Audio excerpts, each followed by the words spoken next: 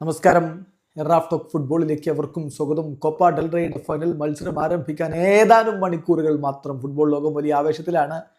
സെബിയയിലേക്ക് ആരാധകരൊക്കെ ഒഴുകിയെത്തി കഴിഞ്ഞിട്ടുണ്ട്. രാത്രി ഇന്ത്യൻ സമയം 1:30 മത്സരം ആരംഭിക്കുക. അതിന് മുന്നോടിയായിട്ട് വളരെ ഇമ്പോർട്ടൻ്റ് ആയിട്ടുള്ള ചില ന്യൂസുകൾ പുറത്തു വരുന്നു. അതുപോലെ റയൽ മാഡ്രിഡ് TV വീണ്ടും വീഡിയോ ഇറക്കിയിരിക്കുകയാണ്.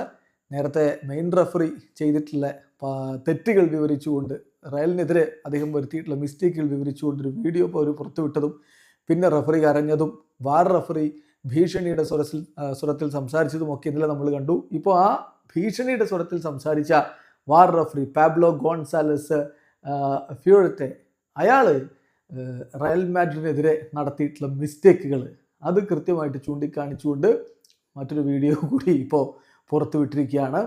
ഏതായാലും കാര്യങ്ങൾ ഇൻട്രസ്റ്റിംഗ് ആയ രൂപത്തിൽ ആ ഭാഗത്ത് പുരോഗമിക്കുന്നു. അതേസമയം റയൽ മാഡ്രിഡിന്റെ സൂപ്പർ താരം കിലിയൻ എംബാപ്പെ ഇന്ന് സ്റ്റാർട്ട് ചെയ്യുമെന്ന ചോദ്യമുണ്ട്. അദ്ദേഹം സ്ക്വാഡിലുണ്ട്, പരിക്കിൽ നിന്ന് മുക്തനായി വരുന്നതേ ഉള്ളൂ. അദ്ദേഹത്തിന്റെ ആംഗിളിന് പരിക്കുണ്ട്. ഇപ്പോൾ എഡുവ ഗോയർ റിപ്പോർട്ട് ചെയ്യുന്നു, കിലിയൻ എംബാപ്പെ ഈസ് അറ്റ് 60%. അദ്ദേഹം പൂർണ്ണമായിട്ടും പരിക്കിൽ നിന്ന് മുക്തനായിട്ടില്ല, 60% മാത്രമാണ് ഓക്കെ ആയിരിക്കുന്നത്. ഈ ഹാസ് നോട്ട് ഫുള്ളി റിക്കവേർഡ്.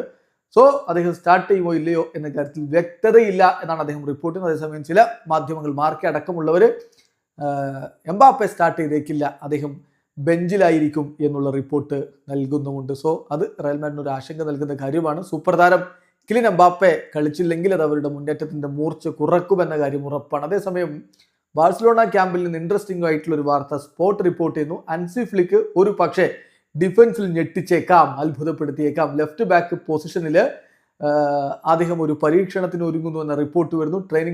അവസാന ട്രെയിനിങ് സെഷനിൽ ഹെക്ടർ ഫോർട്ടാണ് ആ ഒരു മേഖലയിൽ ജെറാർഡ് മാർട്ടിന് പകരം കളിച്ചത്. അങ്ങനെയെങ്കിൽ ഒരു ഞെട്ടിക്കുന്ന നീക്കത്തിലേക്ക്, ഒരു സർപ്രൈസിംഗ് നീക്കത്തിലേക്ക് ഫ്ലിക്ക് പോയേക്കും. കാത്തിരിക്കണം എന്ത് സംഭവിക്കുമെന്ന് അറിയാൻ വേണ്ടി. വീഡിയോ അവസാനിക്കുന്ന ഫുട്ബോൾ ലോകത്തെ കൂടുതൽ വിശേഷങ്ങളുമായി റാഫ് ടോക്സ് എത്താം.